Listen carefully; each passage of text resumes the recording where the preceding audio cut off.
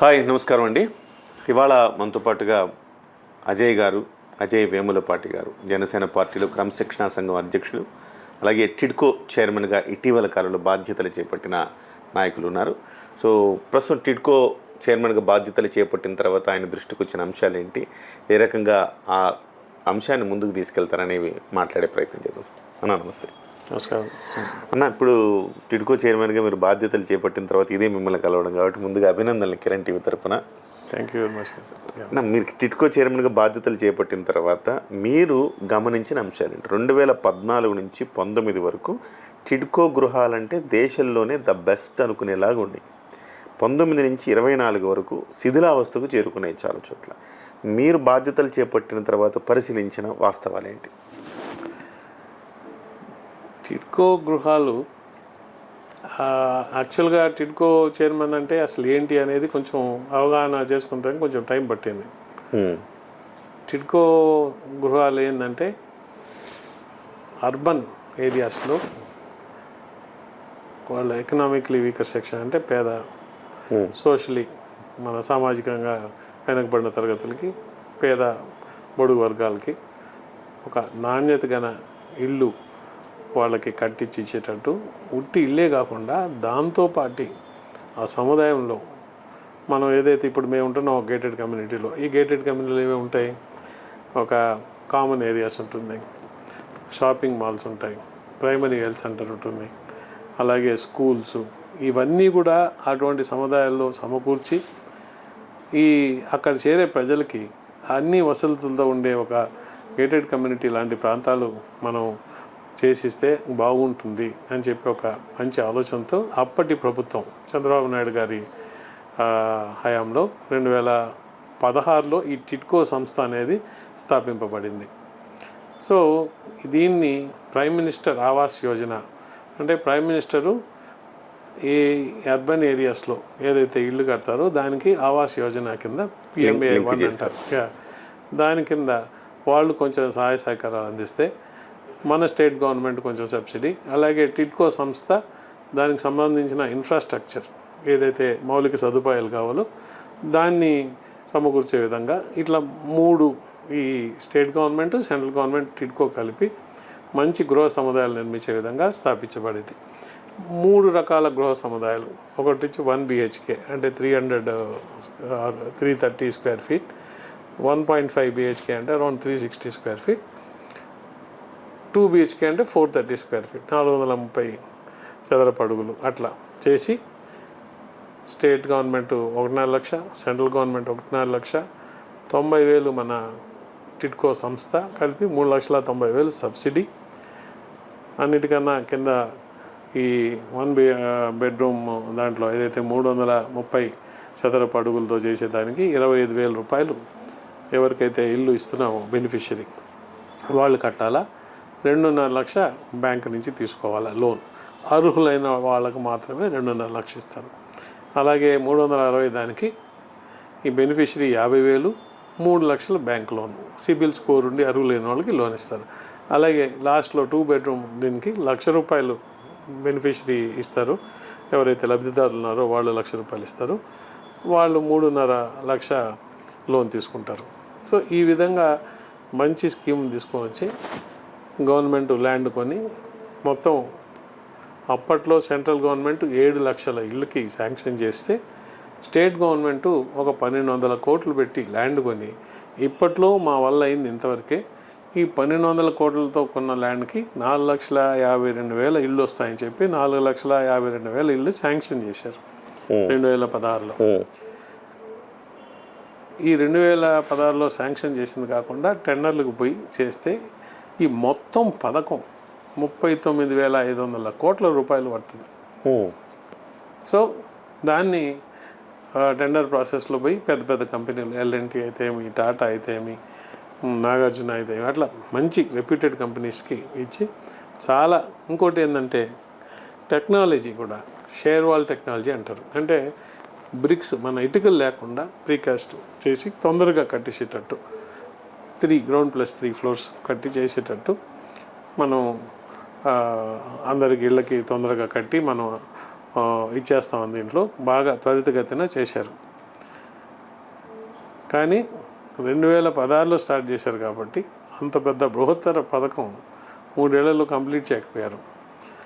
చాలా దగ్గర 60%, 70% అయింది, 80% అయింది, కొన్ని దగ్గర ఇంకా తక్కువ అయింది. కానీ ప్రోగ్రెస్ మాత్రం చాలా ఫాస్ట్గా జరిగింది.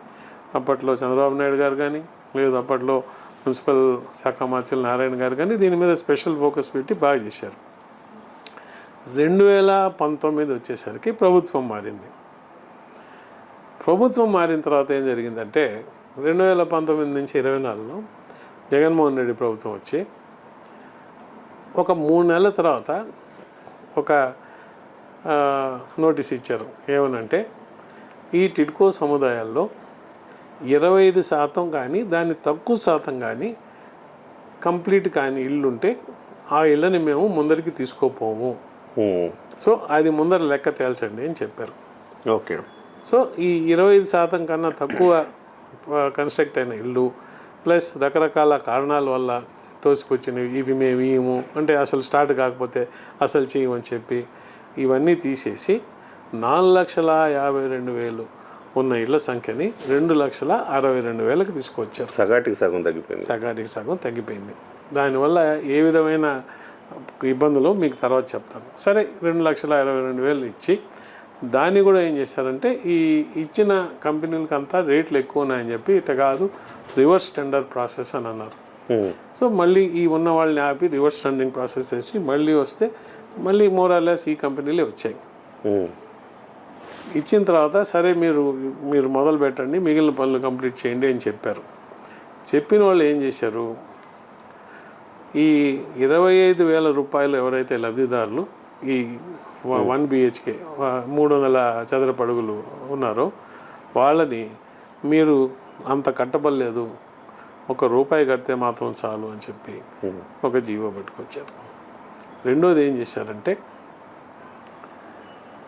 ఇంతకుముందు ఎవరైతే లబ్ధిదారులుగా గుర్తింపు చేసి గవర్నమెంట్ అలొకేట్ చేసిందో అవన్నీ క్యాన్సిల్ చేసి ఫ్రెష్గా మళ్ళీ వీళ్ళు వేరే వాళ్ళకి ఇచ్చారు, కొత్త వాళ్ళకి ఇవ్వడం మొదలుపెట్టారు. మూడో పని ఏం చేశారంటే ఈ ఎవరైతే అరుగులో వాళ్ళకి 2.5 లక్ష బ్యాంక్ లోన్ ఇస్తుంది అని చెప్పింది కదా, బ్యాంక్ లోన్ చాలామంది అప్లై చేసినారు, తీసుకున్న వాళ్ళు కూడా ఉన్నారు. అటువంటి వాళ్ళందరికీ ఏమని ఇచ్చారు జీవో, ఈ 2.5 లక్ష మీరు కట్టబడలేదు, ఇది ప్రభుత్వమే కడుతుంది అని చెప్పి దాన్ని కూడా తీసేశారు. ఆ ఒక్క దీనివల్లే 4,500 కోట్ల రూపాయలు అదనపు భారం మన స్టేట్ గవర్నమెంట్ మీద పడింది. ఓకే. రెండోది ఏం చేశారంటే ఈ 50,000 ఏదైతే ఉండిందో దాన్ని 25,000 చేశారు. ₹1,00,000 లబ్ధిదారులు కట్టాల్సిందని 50,000 చేశారు. సో ఇప్పుడు ఈ 25,000 కట్టిన వాళ్ళు లక్షల్లో ఉన్నారు సంఖ్యలో. వాళ్ళందరూ మాకు మా 25,000 వెనక్కిండి అని అదొక డిమాండ్. అది కాకుండా ఈ 50,000 కట్టిన వాళ్ళు 25,000 చేశారు కాబట్టి అది వెనక్కిమని, అట్లా 1,00,000 కట్టిన వాళ్ళు 25,000 50,000 చేయాలి కాబట్టి అది ఇవ్వమని అదొక డిమాండ్. ఇవన్నీ డిమాండ్లు మొదలైనవి. సరే, ఇవన్నీ ఆర్థికపరమైన ప్రాబ్లమ్స్ అని చూస్తే అన్నిటికన్నా ముఖ్యంగా ఏం చేశారు, ఈ కంప్లీట్ అయిన ఏదైతే పూర్తయిన ఇళ్ళు ఉన్నాయో వాటిని లబ్ధిదారులకి ఇవ్వకుండా ఆపేశారు. రెండోది ఇంకో మోసం ఏం చేశారంటే ఈ 300 చదరపు అడుగుల ఇళ్ళని చాలా దగ్గరలో వాళ్ళ మనుషులకి ఇచ్చే దీని మీద ఇప్పుడు కమిటీ వేస్తున్నాం, నిజ నిర్ధారణ రావాలి బయటికి. ఇవ్వడమే కాకుండా రిజిస్టర్ చేసి ఇచ్చేసారు వాళ్ళకి డాక్యుమెంట్స్. అంటే ఒక ₹500 లేకపోతే రూపాయి చేశారు, 500 చేశారు, ₹500 లిటరల్గా మీకు ఒక ఫ్లాట్ రిజిస్టర్ చేసి వాళ్ళకి ఇచ్చేసుకున్నారు. లేకపోతే మామూలుగా ఏమైండేది 25,000 లబ్ధిదారులు కట్టాలా ప్లస్ 2.5 లక్ష బ్యాంకుకి కట్టాలా. సో బ్యాంక్ లోన్ తీర్చేంత వరకు మీరు రిజిస్టర్ చేసుకోవడానికి లేదు. ఇప్పుడు ఎప్పుడైతే బ్యాంకు మీకు సంబంధం లేదు, ఈ గవర్నమెంట్ చూసుకుంటుంది 2.5 లక్ష అన్నారు, బ్యాంకుకి సంబంధం లేడైపోయింది. సో దాన్ని రిజిస్టర్ చేసేసారు వీళ్ళకి. ఇవాళ ఈ లబ్ధిదారులు నిజంగా లబ్ధిదారులా లేకపోతే వీళ్ళు ఇట్లా చేతిలో కబ్జా చేసుకొని కూర్చోన్నారా? ఎందుకంటే ఆక్యుపెన్సీ ఇవాళ మనం చూస్తే ఇవాళ నేను తీసుకున్న తర్వాత నాకు ముఖ్యంగా తెలిసింది ఏంటంటే ఇల్లు అక్కడ కంప్లీట్ అయినా ఆక్యుపెన్సీ జనాలు వచ్చి ఉండేవాళ్ళు ఓన్లీ 20% ఇంకా 20% కన్నా తక్కువ మాత్రమే ఉంటున్నారు. మౌలిక సదుపాయాలు అసలు లేవు. నేను టిడ్కో చైర్మన్ కాగానే నా ఒక లక్ అండి లేకపోతే అభిమతం అనండి, ఫస్ట్ పోయింది పిఠాపురానికి. పిఠాపురం టిడ్కో కాలనీని విజిట్ చేశాను. దారుణమైన పరిస్థితులు ఉన్నాయి. నేను ఎన్నికల ముందు మీరు దాని గురించి చెప్పున్నారు. అక్కడ మున్సిపల్ కమిషనర్ గారు కూడా ఉండే. నేను పోగానే జనాలంతా వచ్చేసారు బయటికి. సాయంత్రం అవుతుండింది. వాళ్ళు ఇంకొంతసేపు ఉండండి మీకు తెలుస్తుందని కట్టిక చీకటి అయిపోయింది. 1 కిలోమీటరు మనకు బీటీ రోడ్ ఆగిపోయినది. ఆ కిలోమీటర్ నుంచి రోడ్డు లేదు. ఆ రోడ్డు మట్టి రోడ్డు, ఈ తట్టు ఆ తట్టు పొదలు ఉన్నాయి. ఆ రోడ్డు క్రాస్ చేయాలంటే పాములు వస్తూ ఉంటాయంట. చాలాసార్లు స్కూటర్లు పాములు వచ్చి ఆగిపోయి పడిపోయిన వాళ్ళు ఉన్నారు. లైట్లు లేవు ఈ రోడ్ల మీద, అస్సలు మున్సిపల్ లైట్లు లేవు. సో మొదట ప్రాబ్లం నేను ఫేస్ చేసింది ఏంటంటే, వాళ్ళు అడిగింది, అయ్యా మాకు మిగిలినవన్నీ పక్కకు పెట్టండి, మేము ఇక్కడ వచ్చి ఉన్న వాళ్ళకి మాకు భద్రత, మనుషుల నుంచి కానీ ఈ విష పురుగుల నుంచి కానీ పాముల నుంచి కానీ చేయాల్సింది మాకు లైట్లు పెట్టండి అని. సో లక్కీగా మాతో కమిషనర్ గారు ఆ రోజు ఉన్నందువల్ల కమిషనర్ గారు చెప్పి ఎన్ని రోజుల్లో పెడతారంటే వారం రోజుల్లో పెడతారంటే వారం రోజుల్లో లైట్లు సమకూర్చారు. Very good, super. లైట్లు సమకూర్చారు. ఓకే. సో ఫస్ట్ విజిట్ చేసింది పిఠాపురం కాలనీ. ఇంకా చాలా ప్రాబ్లమ్స్ ఉన్నాయి అక్కడ. మురుగు విపరీతమైన కంపు కొడుతుంది, చాలా డ్రైనేజీ సమస్యలు ఇవన్నీ చాలా ఉన్నాయి. ఇవేంటంటే ఈ సదుపాయాలంతా కంప్లీట్ చేయాలంటే ఇప్పుడు మీకు ఎఫ్లూయెంట్ ట్రీట్మెంట్ ప్లాంట్స్ శాంక్షన్. నేను ఇదైన తర్వాత నెక్స్ట్ పోయింది నెల్లూరుకి. నెల్లూరు పోయినప్పుడు అక్కడ సార్ మీరు టిడ్కో సముదాయం అంటే అల్లీపురం చూడాలా, దాదాపు 12,000 ఇళ్ళు శాంక్షన్ అయినాయి ఇక్కడ. 110 ఎకరాలు క్యాంపస్ అంటే 110 ఎకరాల గేటెడ్ కమ్యూనిటీ అంటే ఆలోచించండి ఎంత పెద్దదో. 25 లక్షల లీటర్ల వాటర్ ట్యాంకు, ఆల్మోస్ట్ 1,00,000 లీటర్లు పర్ డే క్లియర్ చేసే ఎస్టీపీ ఎల్ఎన్టీ వాళ్ళు ఆపరేట్ చేసింది. ఇవన్నీ ఉన్నాయంటే పోయాను విజిట్కి. అక్కడ కూడా ఇదే పరిస్థితి. దగ్గర 50,000 మంది నివాసం ఉండగలిగిన సముదాయం అది. నిండా ఉన్న ఇళ్ళన్నీ కానీ ఆక్యుపై అయితే 4 కార్పొరేటర్లు, ఒక ఎమ్మెల్యే ఎలక్షన్ తారుమారు చేసే స్థానానికి వస్తున్నది. 50,000 మీరు చెప్పినట్టు ఉన్న స్థానం. మరి అటువంటి కాలనీకి పోతే అక్కడ కూడా లైట్లు లేవు, డ్రైనేజ్ సరిగా పనిచేయట్లేదు, జంగిల్ క్లియరెన్స్ లేదు, అసాంఘిక చర్యలు ఇక్కడ విపరీతంగా జరుగుతున్నాయి. డే టైమే కూర్చొని మందు తాగేవాళ్ళు, గాంజా తాగేవాళ్ళు, ఈ సొల్యూషన్ తీసుకునేవాళ్ళు, రౌడీలు, మేమైనా మాట్లాడితే మమ్మల్ని అటాక్ చేస్తున్నారు. ఇవన్నీ కారణాలు చెప్తా. చాలా బాధేసింది. అయ్యో ఇంత గవర్నమెంట్ ఇంత డబ్బు స్పెండ్ చేసింది కదా, ఇంత బాగా ప్లాన్ చేసినారు, 110 ఎకరాలు మన డబ్బు కదా, ఎక్కడి నుంచి పోయింది ఇదంతా కూడా? సెంట్రల్ గవర్నమెంట్ ఏంటంటే, స్టేట్ గవర్నమెంట్ ఏంది, ప్రజల సొమ్ము కదా. ఈ ప్రజల సొమ్ము ఏంది ఇట్లా నాశనం అయిపోతున్నదే అంటే మా కళ్ళ ముందరనే అక్కడ రౌడీ బ్యాచ్లు గలబాలు చేయడం, తాగడం, రచ్చ చేయడం ఇవన్నీ చూసాం. అన్న ఇవి కూడా చూసాను. తలుపులు ఎక్కడికక్కడ, కిటికీలు, తలుపులు. అసలు మీకు బాధాకరమైన విషయం ఏంటంటే, మరి అన్ని ఇళ్ళు కట్టిన దగ్గర వాటిని చూసుకునే నాదుడు లేడు. మీరు సెక్యూరిటీ ఎవరు పెట్టలేదు. అక్కడ ప్రాబ్లం ఏంటంటే టిడ్కో వాళ్ళు మా బాధ్యత కాదు సెక్యూరిటీ, బిల్డర్ అంటారు. బిల్డర్ ఏమో మేము ఎంతని పెట్టుకుంటామండి, 110 దగ్గర మేము పెట్టుకోలేము, మాకు అసలే మా జీతాలకే డబ్బులు లేవు, మేము సెక్యూరిటీ ఎక్కడ పెట్టుకుంటాం, మాకు పేమెంట్స్ ఆగిపోయినాయని వాళ్ళు అంటున్నారు. ఉండే పబ్లిక్ని మీరు చూసుకోవచ్చు కదా అంటే వాళ్ళు ఒక్క దగ్గర లేరు. అంత పెద్ద సముదాయంలో 700 కుటుంబాలు ఉంటున్నాయి. ఇక్కడ కొంచెం ఉంటున్నారు. చాలా బాధేసింది. ఆ రోజు రాత్రి నిజంగా నిద్రపట్టలేదండి నాకు. ఆ రోజు అనిపించింది, అయ్యో నాకు కళ్యాణ్ గారు టిడ్కో చైర్మన్ తీసుకోండి అని చెప్పి ఇచ్చారు, మాకు చాలా ఒక పెద్ద బాధ్యతని ఇచ్చారు.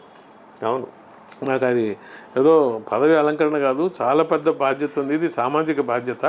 మనం దీన్ని ఎట్లా బాగు చేయాలా, ఏ విధంగా మనం కొత్తగా చేయాలంటే కొంచెం ఈజీ అన్న. ఆల్రెడీ రిపేర్ అయిపోయిందని రిపేర్ చేసి మళ్ళీ దాన్ని చెడిపోయిందని చేయాలంటే మరింత టఫ్ జాబ్ అది చాలా అని చెప్పి ఫస్ట్ థింగ్ నేనేం చేశానంటే నెక్స్ట్ డే ఎస్పీ గారి దగ్గరికి, అక్కడ ఉన్న డిఈని ఎస్సీని పిలిచి అందరిని తెలుసుకొని ఎస్పీ దగ్గర పోయి చెప్పాను, సార్ ఇది పబ్లిక్ ఎక్స్చెకర్, మీ డబ్బులు ఈ విధంగా ఉండడం అన్యాయం. మీరు ఒక పోలీస్ స్టేషన్ మాకు శాంక్షన్ చేయాల్సిందంటే వారం రోజుల లోపల పోలీస్ స్టేషన్ శాంక్షన్ చేశారు. మనం ఒక బిల్డింగ్ ఐడెంటిఫై చేసి వాళ్ళకి చూపించాం, వాళ్ళు దాన్ని ఓకే చేశారు. ఇప్పుడు వాళ్ళు అడిగే విధంగా రూపొందించి ఇంకో 10 రోజుల్లో అక్కడ పోలీస్ స్టేషన్ ఓపెన్ చేస్తున్నాం. గ్రేట్ అన్న. సో ఇది జరిగిన తర్వాత సరే ఇంకా చిన్న కాలనీస్కి పోయాం. ఎక్కడ పోయినా కూడా ఇదే తంతు మనకు. ఈ కంప్లైంట్స్ మోరల్లెస్ ఇవే వస్తున్నాయి. అదే సరే ఆఫీస్కి వచ్చి కూర్చొని ఎండి గారితో వీళ్ళందరితో మాట్లాడి మన పరిస్థితి ఏంటంటే వాళ్ళు చెప్పే సంఖ్యలు కళ్ళు తిరుగుతున్నాయి. అంత డబ్బులు లేవు మన గవర్నమెంట్లో. మరి ఏ విధంగా చేస్తాం? నారాయణ గారిని పోయి కలిశాను, మా మంత్రి గారిని. సార్ నారాయణ గారు ఏంటి టిడ్కో గురించి అంటే, ఆయన కూడా మాకు కూడా చాలా ఇంట్రెస్ట్, నేను చాలా నా హయాంలో స్టార్ట్ చేసింది ఇది పోయినసారి, నాకు చాలా ఇంట్రెస్ట్, దీన్ని ఎట్లన్నా తీసుకోవాలని నాకు కూడా ఉంది, మీరు దీని మీద బాగా ధ్యాస పెట్టండి, మనం చూస్తాం. ఇప్పుడైతే గవర్నమెంట్లో డబ్బులు లేవు, మీకు తెలుసు పరిస్థితి, అసలు డబ్బులు లేని పరిస్థితి. సో మనం డబ్బులు లేకుండా ఉంటే దీన్ని తాకితే మనం ఆగకూడదు ఈసారి. సో నేను ఆలోచిస్తాను, నేను చంద్రబాబు నాయుడు గారితో కూడా మాట్లాడతాను, మీరు కళ్యాణ్ గారితో మాట్లాడండి, సెంట్రల్ గవర్నమెంట్ని ఏమైనా మనం అడగచ్చా, ఏ విధంగా డబ్బులు రేస్ చేయొచ్చు కొంచెం ఆలోచిస్తామని చెప్పడం అయింది. ఇప్పుడు పరిస్థితి ఏంటంటే టిడ్కోలో ఇల్లు కట్టున్నారు, లబ్ధిదారులకి లేదు, ఇవ్వకపోగా వాళ్ళ పేరు మీద లోన్స్ తీసుకున్నారు, మారిటోరియం పీరియడ్ అయిపోయింది.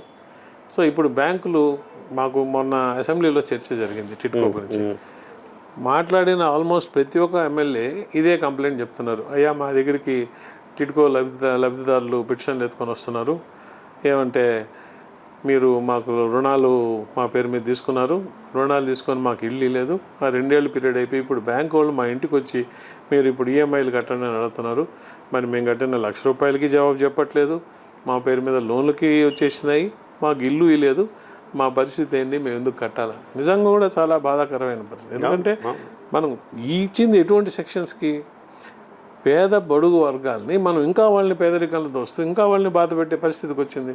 టిడ్కో 6 ఏళ్ళుగా ₹1,00,000 కట్టిన వాళ్ళు 6 ఏళ్ళుగా వాళ్ళు ఆ బాధ అనుభవిస్తూనే ఉన్నారు. ఒకవైపు దాన్ని కడుతున్నారు, ఒకవైపు రెంటింట్లో ఉంటున్నారు. టిడ్కో ఇల్లు అంటే వద్దుమొరు అనే పరిస్థితి తీసుకొచ్చారు. నిజంగా జగన్మోహన్ రెడ్డి గారి ప్రభుత్వం ఒక పైశాచిక చర్య అండి. నేను చాలా కాన్షియస్గా మాట్లాడుతున్నాను దీన్ని.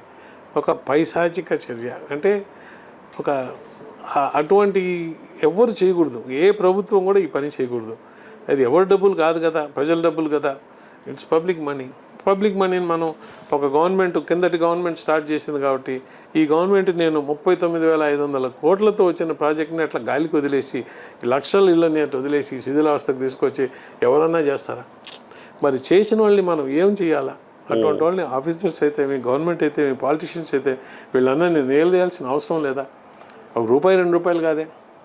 సో ఇవాళ ఆ పోస్ట్ తీసుకున్న తర్వాత నిజంగా నాకు చాలా మెంటల్గా ఒక రకమైన అలజడి వచ్చేసింది. అది ఇది ఎట్లా దీన్ని చేయాలని ఎవ్రీడే ఏదో ఒకటి ట్రై చేస్తున్నాం. నిన్న ఇప్పుడు పోయిన దగ్గర మమ్మల్ని అడిగేది ఏంటి సార్, మాకు మౌలిక వసతులు కలిపిండి. మొన్న చిలకలూరుపేటకి వెళ్ళాను, ప్రతిపాటి పుల్లారావు గారు పిలిస్తే, అక్కడ వాళ్ళు ఏమన్నారు, అక్కడ ఆక్యుపెన్సీ ఒక 600-700 మంది ఇళ్ళు ఉన్నారు. సార్ మేము ఉన్నాము, వెళ్ళిపోతున్నారు కూడా వచ్చిన వాళ్ళు. దేనికంటే ఇక్కడ సదుపాయాలు లేవు, మాకు ఇక్కడ రేషన్ షాపులు లేవు, మేము మా వస్తువులు తెచ్చుకోవాలంటే ఎక్కడికో పోవాల్సి వస్తున్నది, బస్ కనెక్టివిటీ లేదు. మూడోది వచ్చి ఏదైనా చిన్న జ్వరం వచ్చినా ఇక్కడ హాస్పిటల్ లాంటివి ఏం లేవు. ఇటువంటివి మీరు కానీ మాకు కల్పిస్తే ఉండడానికి పబ్లిక్ ముందరకు వస్తారు. ఇప్పుడు కొత్తవి కట్టడం కాదు మీ మీ ప్రయారిటీ, ఉన్న వాటిని బాగు చేయడమా? ఖచ్చితంగా ఇప్పుడు కొత్తవి కట్టడం అవన్నీ పక్క పెట్టండి. ఇవాళ మా టిడ్కోలో నేను ఒకటి చెప్తున్నా ప్రతి ఒక్కరికి, ముందర హ్యాండింగ్ ఓవర్ అని చెప్పి ఒక రూల్, మనం ఒకసారి ఇన్ని ఇళ్ళు లబ్ధిదారులకి చేతికిస్తున్నామని నేను చెప్పాను. అది కాదు, నాకు ఇన్ని ఇళ్లలో లబ్ధిదారులు నివసిస్తున్నారు, ఈ ఒక సంవత్సరం పరంగా నివసిస్తున్నారు అనేది ఒక ప్రామాణికం పెట్టండి నాకు. హ్యాండింగ్ ఓవర్ కాదు, అక్కడ ఉంటున్నారు అంటే అక్కడ నివసించాలి లబ్ధిదారులు అంటే మనం ఏం చేయాలా?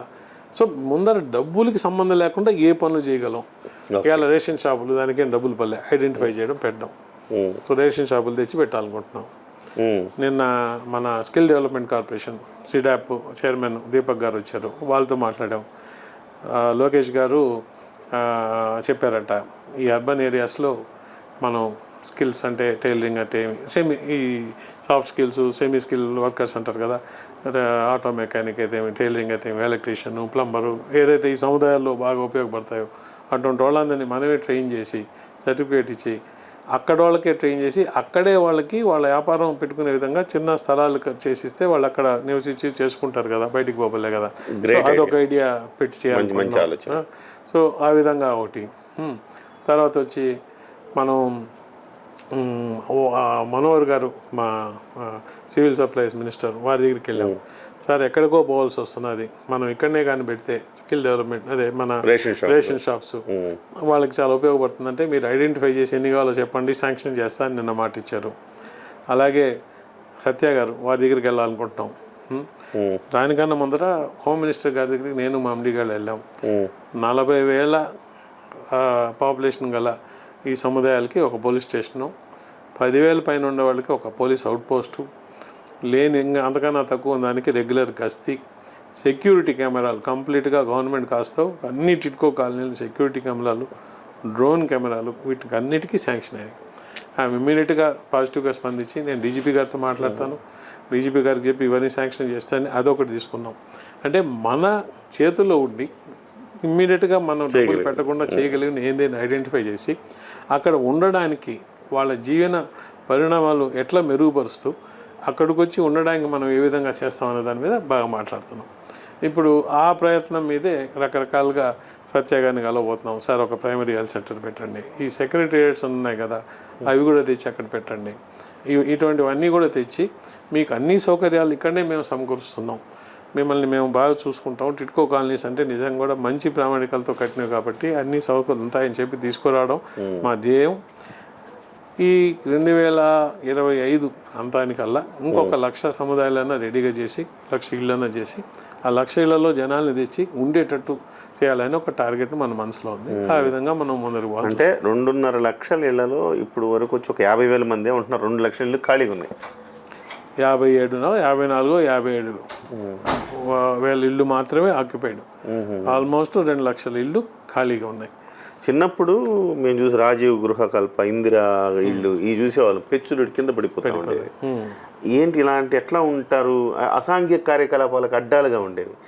2014-16 తర్వాత చేపట్టిన టిడ్కో ఇళ్ళు చాలా బాగున్నాయి. ఇలాంటివి అయితే ఈజీగా హాయిగా ఉండొచ్చు అనుకున్నాం, కానీ ఇన్ని సమస్యలు అక్కడ ఈ ఉండటానికి బిల్డింగ్ సరిగా ఉంటే సరిపోదు, మౌలిక వసతులు ఇవన్నీ ఉండాల్సిన అవసరం ఉంది కదా అని ఇప్పుడు మీరు చెప్తా ఉంటే. అయితే టిడ్కో ప్లాన్ చేసిందే ఇవన్నీ ప్రొవైడ్ చేయాలండి, మౌలిక వసతులు ప్రొవైడ్ చేసి ఉండడానికి నిజంగా కూడా చాలా బాగా ఉండడానికి పార్కులు, ఓపెన్ ఏరియా పార్కులు. ఇప్పుడు మీరు వెంకటేశ్వరపురం నెల్లూరులో ఉంది, ₹1 కోటి పెట్టి పార్క్ కట్టారు, ఓపెన్ ఎయిర్ జిమ్ములు పెట్టారు. ఓకే, ఇవన్నీ చేసి వాటిని నిర్వీర్యం చేసేసి వదిలేసి మెయింటెనెన్స్ లేకుండా, అంటే ఏ గవర్నమెంట్ కూడా ఇటువంటి తప్పులు చేయకూడదండి. ఈ ప్రజలు ఈ పోయినసారి జగన్ గవర్నమెంట్ చేసిన తప్పు ప్రజల ముందర పెట్టాలా, ప్రజలకు తెలవాలా. ఇది చాలా చాలా ఒక క్రిమినల్ యాక్ట్ నా దృష్టిలో. దుర్వినియోగం, ప్రజల సొమ్ముని ధ్వంసం చేశాడు ఆయన. అవన్నీ పాడైపోయినాయి అంటే అప్పటి వరకు కట్టినంత వేస్ట్ కదండి. అలాగే అమరావతిలో కూడా మొత్తం భూమిలో పునాదులు వేస్తే ఆ డబ్బులంతా నిరుపయోగం చేశాడు. చాలా ఇంకా ఘోరం ఏంటంటే మనకు మీరు కానీ వెంకటేశ్వరపురం పోతే ఎప్పుడన్నా చూడండి, వీడియో తీయండి. వెంకటేశ్వరపురం ఎంట్రన్స్ చాలా బాగా చేశారు నిజంగా. ఇప్పుడు మా ఎల్ఎన్టీకి వస్తే గేటెడ్ కమ్యూనిటీ ఎట్టుంటుంది ఆ విధంగా చేసి పార్కులంతా పెట్టి చేస్తే, దాని ముందర ఎంటీ ల్యాండ్ ఉంటే జగనన్న భూములు అని చెప్పి సెంటు భూములు ఇచ్చేసి చిన్న చిన్న ఇళ్ళు కట్టేసి ఒక స్లమ్ తయారు చేసేసి, అసలు ఆ ఎంట్రన్సే ఒక దరిద్రంగా ఒక స్లమ్ లాగా చేసేసి ఎవరు ఉండట్లే, అంతా పాడుపడినాయి అంటే ఏంది, అక్కడ జరిగేవన్నీ తప్పుడు పనులే కదా. సో అటువంటి ఒక క్రైమ్ ఏరియాస్, క్రైమ్ డెన్స్గా మార్చేశారు వీటిని అంతా. హైవేలో పోతుంటేనా రైట్ సైడ్ చూస్తే ఏంట్రా బాబు ఏం అపర్ణ కన్స్ట్రక్షనా లేకపోతే ఇంకోటి అనుకునే పరిస్థితులు ఉండేవి, కానీ లోపలికి వెళ్ళి చూస్తే అట్లా చాలా చాలా దరిద్రంగా చేశారు. సో టిడ్కో ఇళ్ళని ముందర మనం చేయగలిగింది ఏంటంటే, అయితే పవన్ కళ్యాణ్ గారు టిడ్కో సంస్థ చైర్మన్గా నా పేరు ప్రపోజ్ చేసినప్పుడు నేను ఆయనకి ధన్యవాదాలు చెప్పుకోవడానికి పోయినప్పుడు ఒకటే మాట చెప్పారు, మీరు ప్రజలకి న్యాయం చేయండి. ఒకటే, ఇంకెక్కువ మాట్లాడలే, ప్రజలకి న్యాయం చేయండి. సో ఇవాళ ఆయన ఆ మాట ఎందుకు చెప్పారు, అంత చిన్న మాట చెప్పి ఇంత పెద్ద బాధ్యత ఇచ్చారు కళ్యాణ్ గారి స్టైల్లో. చిన్న మాట, ప్రజలకి న్యాయం చేయండి, కానీ బాధ్యత చూస్తే ఎంత బాధ్యతో ఇవాళ చాలా దీంట్లో చేయాల్సి ఉంది. కళ్యాణ్ గారు ఇప్పుడు బాధ్యత తీసుకున్న తర్వాత కేంద్రం నుంచి నిధులు ధారాళంగా వస్తూ ఉన్నాయి. అంటే ఇప్పుడు కూడా ఆయన శాఖ రూరల్ డెవలప్మెంట్కి సంబంధించి చాలా డబ్బు తెచ్చారు, ఇప్పటి వరకు చాలా పనులు ప్రారంభించారు, పల్లె పండుగ చేశారు, అన్నీ చేశారు. సో ఆయన పరపతితోటి కనీసం అదనంగా ఏమన్నా వచ్చే అవకాశం ఉందా టిడ్కోకి ఏమన్నా నిధులు కేంద్ర ప్రభుత్వం నుంచి? అంటే రూల్స్కి అనుగుణంగా కేంద్ర ప్రభుత్వం ఏం చేయగలిగినా చేస్తుందండి. ఇవాళ కళ్యాణ్ గారికి సెంట్రల్లో అపారమైన గుడ్ విల్ ఉందని అందరికీ తెలిసిన సత్యం. ఆ గుడ్ విల్ ఎందుకు వచ్చిందంటే ఆయన చాలా గట్టిగా మోడీ గారికి ఆయన వ్యక్తిత్వం, ఆయన ఇంటెగ్రిటీ, ఆయన నిజాయితీ, ఆయన దేశభక్తి, అన్నిటికన్నా కూడా ఆయన చేసే దీని మీద నిబద్ధత దాని మీద కూడా మోడీ గారికి చాలా గట్టిగా నిలబడ్డాడు. ఈసారి మోడీ గారే ప్రధానమంత్రి కావాలా, మూడోసారి కావాలా అని చెప్పి అన్కండిషనల్ సపోర్ట్ ఇవ్వడం. నిజంగా గవర్నమెంట్ ఫార్మేషన్ దగ్గరికి వచ్చేసరికి ఆంధ్రప్రదేశ్ ఎంపీలు మనకు వచ్చిన 22 ఎంపీలు చాలా కీలకమైనవి. ఆ కీలక టైంలో మళ్ళీ చాలా గట్టిగా నిలబడి చేయడం, ఇదంతా కూడా ఆయనకి చాలా గుడ్ విల్ తెచ్చింది. ఆ గుడ్ విల్ వేరే ప్రభుత్వాల్లో మనం చూసాం. వాళ్ళకి ఏదైనా ఎంపీలు ఉంటే గుడ్ విల్ ఉన్నా లేకపోయినా వాళ్ళ పనులు చేసుకోవడమో, మాకు ఈ బిజినెస్లు ఇవ్వడమో, మాకు ఆ బిజినెస్లో షేర్ ఇవ్వడో, లేకపోతే వాళ్ళ సొంత వ్యాపారాల కోసమో, లేకపోతే వాళ్ళ మీద ఉన్న కేసులు తీయించుకోవడం కోసమే వాడుకున్నారు. కానీ మొదటిసారి మన రాష్ట్రం నుంచి ఒక నాయకుడు ఆయనకు సెంటర్లో ఉన్న పరపతి అంటారా, గుడ్ విల్ అంటారా, దాన్ని పట్టుకొని ఆయన ఒక పంచాయతీరాజ్కే తేలేదండి. ఆయన మొన్న పోయినప్పుడు అందరి మినిస్టర్స్ని రౌండ్ చేశారు, ప్రతి ఒక్కరిని కలిశారు. మా రాష్ట్రానికి నిధులు కావాలా, మీరు ఎక్కడెక్కడ నిధులు రిలీజ్ చేయగలరు అవన్నీ చేయండి అని చెప్పి. అదేవిధంగా రేపు మనం ఇప్పుడు యాక్చువల్గా PMAY అనేది ఎండ్ అయిపోయింది 1, ఇప్పుడు PMAY 2 వచ్చింది. PMAY 2లో కూడా నిధులు రావాలంటే మనం చేయాల్సినవన్నీ చేసి చూపిస్తే రావాల్సిన నిధులు ఇస్తారు. కళ్యాణ్ గారు అప్పుడు ఏదైనా మనం పోయి కళ్యాణ్ గారికి ఎక్స్ప్లెయిన్ చేసి ఈ విధంగా రావచ్చు, మనకు ఈ విధంగా చేస్తే వస్తాయంటే ఖచ్చితంగా సాయం చేస్తారు.